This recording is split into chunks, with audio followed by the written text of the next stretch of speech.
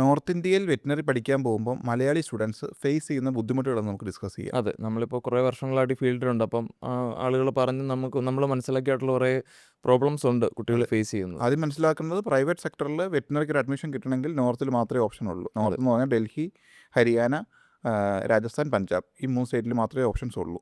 അപ്പോൾ അതിൻ്റെ അകത്ത് 8 കോളേജുകളാണ് ഓൾ ഓവർ സ്പ്രെഡായി കിടക്കുന്നത്. അതിൻ്റെ അകത്ത് ആദ്യം തന്നെ മനസ്സിലാക്കേണ്ട കാര്യം ഈ പറഞ്ഞ ഷെഡ്യൂൾ 1-ലാണോ ഇല്ലയോ എന്നുള്ള കാര്യമാണ് ഏറ്റവും ബുദ്ധിമുട്ട്, ഏറ്റവും ചലഞ്ചിങ് ആയിട്ട്. കാരണം ഒരു കോളേജും അത് ഹൈഡ് ചെയ്ത് വെക്കത്തേ ഉള്ളൂ. അതെ. അത് നമ്മൾ സെർച്ച് ചെയ്തെടുക്കുന്നതാണ് ഏറ്റവും ആദ്യത്തെ ഒരു കടമ്പയായിട്ടുള്ളത്. അതെ. അത് BCA ഷെഡ്യൂൾ 1 പഠിക്കുന്ന കുട്ടികൾക്ക് മാത്രമാണ് ഒരു ഫ്യൂച്ചർ നമുക്ക് ഉറപ്പ് പറയാൻ പറ്റുള്ളൂ അല്ലേ? അതെ. അല്ലാത്തവരുടെ കാര്യമൊക്കെ കണ്ടറിയേണ്ടി വരും. കണ്ടറിയേണ്ട അല്ലേ? കാര്യമാണ്. അതൊരു പരീക്ഷണത്തിന് പോകേണ്ട ആവശ്യമില്ലല്ലോ. അതെ. പിന്നെ രണ്ടാമത്തതെന്ന് പറഞ്ഞാൽ മീഡിയം ഓഫ് ടീച്ചിങ് ആണ്. ഉം.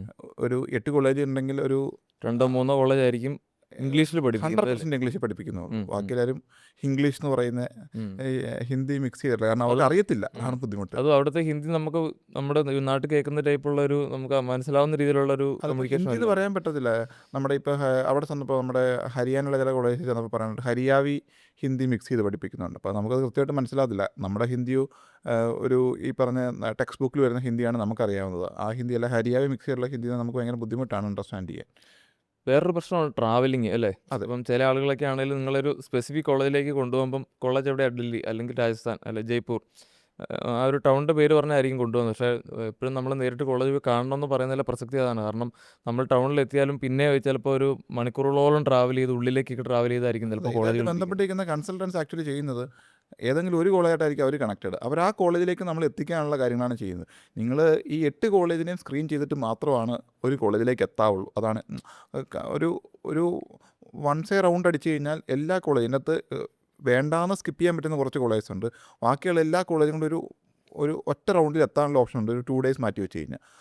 അങ്ങനെ എത്തിക്കഴിഞ്ഞാൽ നിങ്ങൾക്ക് ഈ ഒരു കോളേജിൻ്റെ ക്വാളിറ്റി, കാരണം 5 വർഷം ഈ കുട്ടി നോർത്ത് ഇന്ത്യയിൽ പോയി, എന്തായാലും നോർത്ത് ഇന്ത്യയുടെ കുറച്ച് സ്ട്രഗിൾസ് ഉണ്ടാകും. അതുകൂടാണ്ട് നമ്മൾ കാണുന്ന അറ്റ്മോസ്ഫിയർ, നമ്മൾ രാവിലെ എണീക്കുമ്പോൾ കാണുന്ന അറ്റ്മോസ്ഫിയർ കുറച്ച് ക്വാളിറ്റി ഇല്ലെങ്കിൽ നമുക്ക് ഒത്തിരി ബുദ്ധിമുട്ടായിരിക്കും. അപ്പോൾ അതെല്ലാം കിട്ടാൻ സാധ്യതയുള്ള, പണ്ട് നമുക്ക് കിട്ടത്തില്ല എന്ന് തന്നെ പറയായിരുന്നു. പക്ഷേ ഇപ്പോൾ കിട്ടാൻ സാധ്യതയുള്ള ഒരു 2-3 കോളേജസ് ഉണ്ട്. അപ്പോൾ അതിലേക്ക് എത്താൻ വേണ്ടി ശ്രമിക്കുക. അതുപോലെ തന്നെ വേറൊരു പ്രോബ്ലമാണ്, ചില കോളേജുകളൊക്കെ അറിയാം, നമ്മൾ വിരലിലെണ്ണാവുന്ന മലയാളി കുട്ടികളേ ഉള്ളൂ. അവിടെ കൂടുതലും നോർത്ത് സൈഡിൽ നിന്നുള്ള കുട്ടികളായിരിക്കും. അപ്പോൾ അവർ ഫേസ് ചെയ്യുന്ന കുറേ പ്രശ്നങ്ങളുണ്ട്.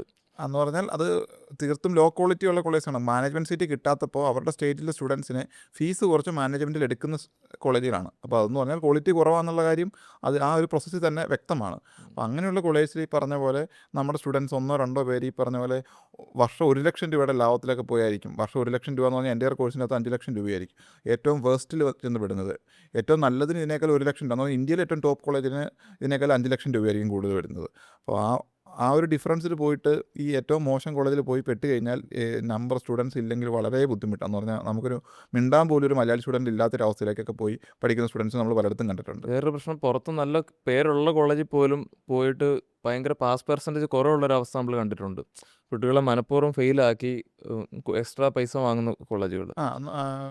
എന്ന് പറഞ്ഞാൽ ഡോക്ടർ പറഞ്ഞ പോലെ റൂളെന്ന് പറഞ്ഞാൽ യൂണിവേഴ്സിറ്റി പറഞ്ഞേക്കുന്നത് ഫസ്റ്റ് ഇയർ നമ്മൾ ഫെയിൽ ആയിക്കഴിഞ്ഞാൽ എൻ്റയർലി ആ കോഴ്സ് ഫീസ് എന്ന് പറഞ്ഞാൽ 6 ലക്ഷം രൂപ എടുത്തിട്ടുണ്ട്. ആ 6 ലക്ഷം രൂപയെ നമ്മളോട് വാങ്ങാനുള്ളൊരു റൈറ്റ് കോളേജിനുണ്ട്. 100% പാസ്സുള്ള കോളേജിൽ തന്നെ നോക്കിയിട്ട് ജോയിൻ ചെയ്യുമായിരിക്കും എപ്പോഴും ബെറ്റർ. കാരണം അറിഞ്ഞുകൊണ്ട് ആ ഒരു കോഴ്സ് ഫീസ് കിട്ടാൻ വേണ്ടി അറിഞ്ഞുകൊണ്ട് ഫെയിൽ ചെയ്യിപ്പിക്കുന്ന കോളേജിലുണ്ട്. അതാണ് മനസ്സിലാകുന്നത്. കാരണം നമ്മുടെ ഇവിടെ നിന്ന് പോകുന്ന എല്ലാ സ്റ്റുഡൻസും ബ്രൈറ്റായ സ്റ്റുഡൻസ് പോലെ ഒരു 50% മാത്രം പാസ് പെർസെൻറ്റേജ് ഉള്ള കോളേജ് ഉണ്ട്. സോ വെറ്റിനറി അഡ്മിഷനായിട്ട് ബന്ധപ്പെട്ട് എന്തെങ്കിലും ഡൗട്ട്സ് ഉണ്ടെങ്കിൽ feel free to contact us. Thank U.